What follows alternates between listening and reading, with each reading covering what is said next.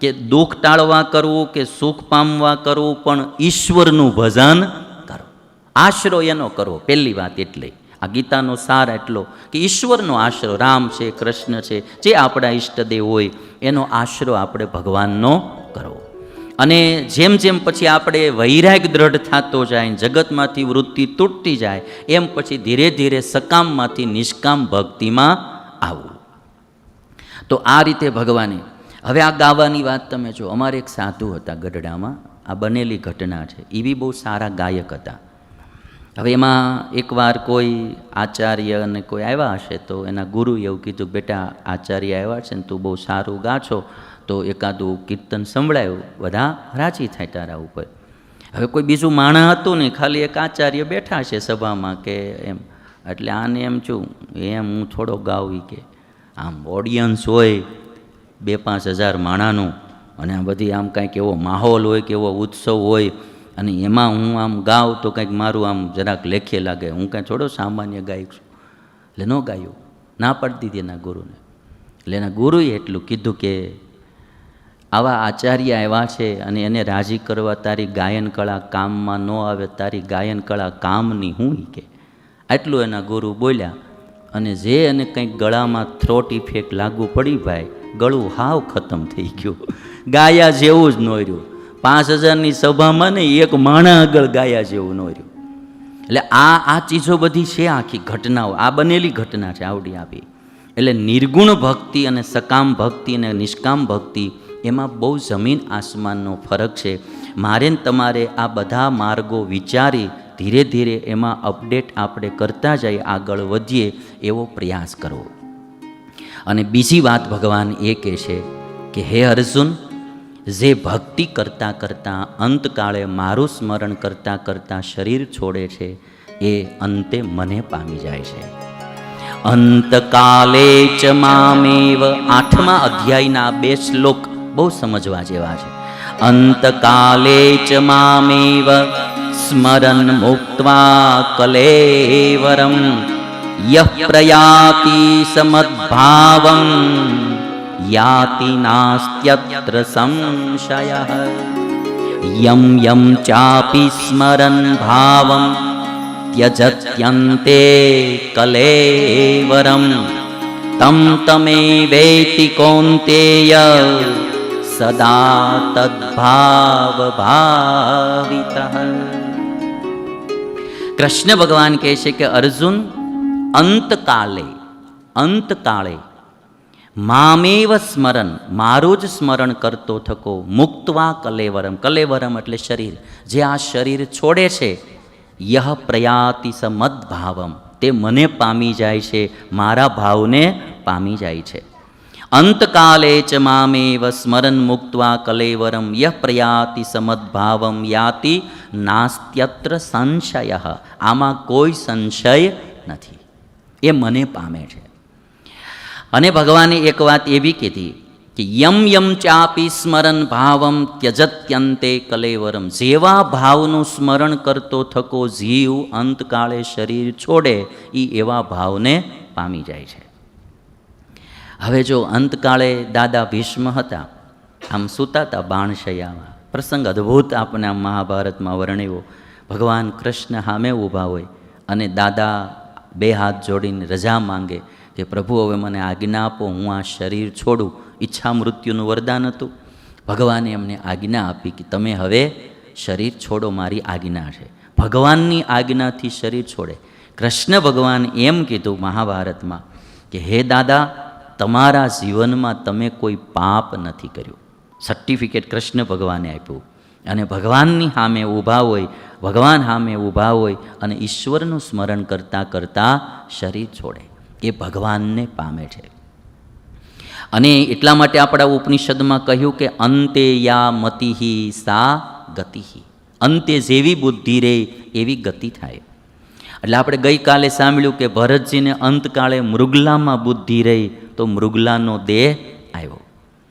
આ એક ગુરુ હતા ને, તો એના ચેલાને કહેતા હતા કે હું જ્યારે મૃત્યુ પામીશ ને તો ભગવાનના ધામમાં જઈશ, વૈકુંઠમાં જઈશ, અને ત્યારે કે ભગવાનના પાર્ષદો નગારા વગાડશે એટલે તમને નગારાનો અવાજ સંભળાશે. કે તે ગુરુ એક બોરડી નીચે સૂતા હતા અને એનો અંતકાળ આવ્યો અને ગુરુનો દેહ પડી ગયો. નગારું બગારું કંઈ વાગ્યું નહીં, કંઈ કોઈ પ્રકારના નગારા વાગ્યા નહીં. તો ચેલા બધા મૂંઝાણે મળું ગુરુ કહેતા હતા. અને આ એટલે વાગ એમ હોય તો જ કેવું, નહીંતર કેવું નહીં અગાઉથી એમ. નિર્ગુણ સ્વામી કહેતા હતા કે અમુક અમુક હું આમ 100 વર્ષ પૂરા થાય ને એનો ઉત્સવ ઉજવવાનું નક્કી કર્યું હોય, 100 વર્ષ પણ અગાઉથી 1-2 વર્ષથી નક્કી થઈ ગયું હોય કે 100 વર્ષ પૂરા થશે એટલે શતાબ્દી ઉજવવી છે. કે પણ માળું થાય એવું કે એ પહેલાં જ ઓલા વૈયા જાય, 100 વર્ષ પૂરા ન થાય. એટલે મેં કીધું આપણે કોઈનો ઉજવવો હોય ને તો 100 વર્ષ પૂરા થઈ જાય ને પછી કેવું કે હવે 100 વર્ષ પૂરા થઈ ગયા, ઉત્સવ ઉજવવો છે. એટલે ગુરુ તો કંઈ નગારું વાગ્યું નહીં. પછી એક દિવસ કોઈ સાધુ આવ્યા ને, એટલે બીજે દાડે ત્રીજે દાડે કોઈ સાધુ ત્યાં આવ્યા. એટલે ચેલાઓએ પૂછ્યું કે અમારા ગુરુ આમ કહેતા હતા વૈકુંઠમાં જવાનું પણ ગયા નહીં, તો ક્યાં ગયા હશે, નગારા તો વાગ્યા નહીં. તો કે ગુરુ અંતકાળે ક્યાં સૂતા હતા? તો કે આ જગ્યાએ સૂતા હતા બોવડી હેઠે. ઓલા સાધુ અહીંયા ખાટલા ઉપર આમ લાંબા સૂતા ને આમ સૂતા, આમ સીધી નજર આમ રાખીને તો ઉપર એક પાકેલું બોર હતું અને બોર દેખાણું. એટલે કે આવડું આ બોર તોડો. એ કે બોર તોડ્યું ને પછી કે આને તમે આમ જરા ખોલો. એ કે ખોલ્યું ને તો માલપાથી ઈયળ નીકળી.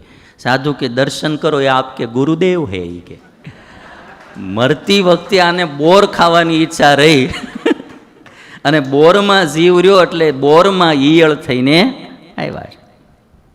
હવે કે આ ઈયળ મરશે ને એટલે પછી નગારા વાગશે. કે ત્યાં સુધી નગારા નહીં વાગે.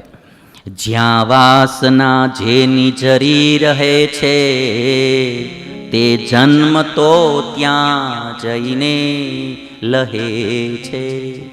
વિહારીલાલજી મહારાજે આ વાત લખી. કવિ દલપતરામની રચના.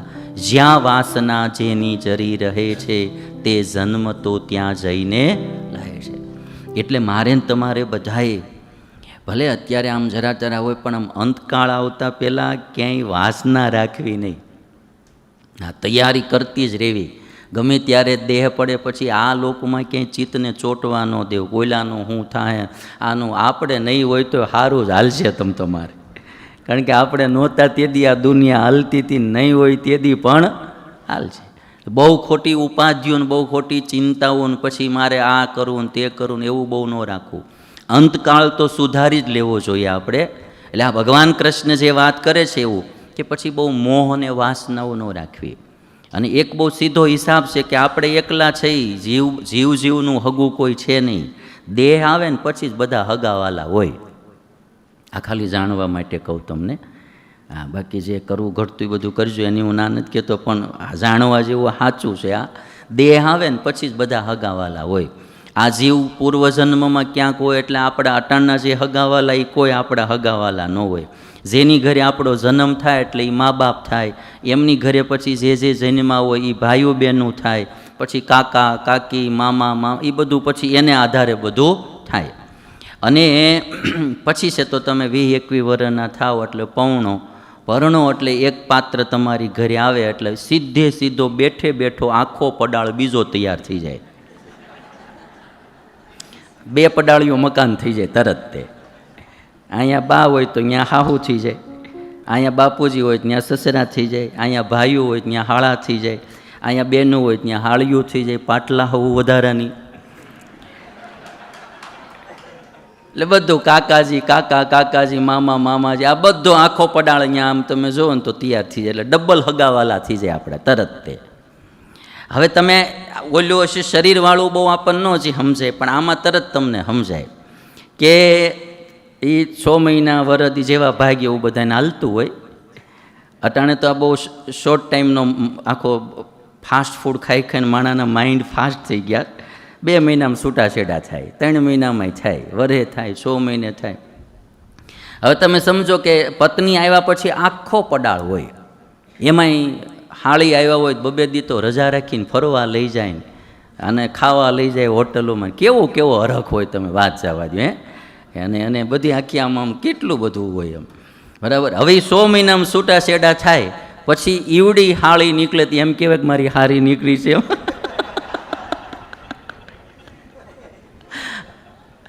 પછી એ કોઈનું નામ લેવાય?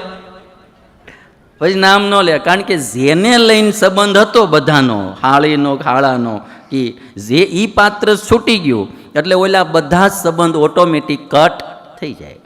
એમ જ્યાં સુધી આ દેહ છે એ દેહને લઈને બધા સંબંધો હોય, જેદી આત્મા આ શરીરમાંથી બહાર નીકળી જાય એટલે એ આત્માને શરીરની લઈને જે સંબંધો છે એ બધા કટ થઈ જાય.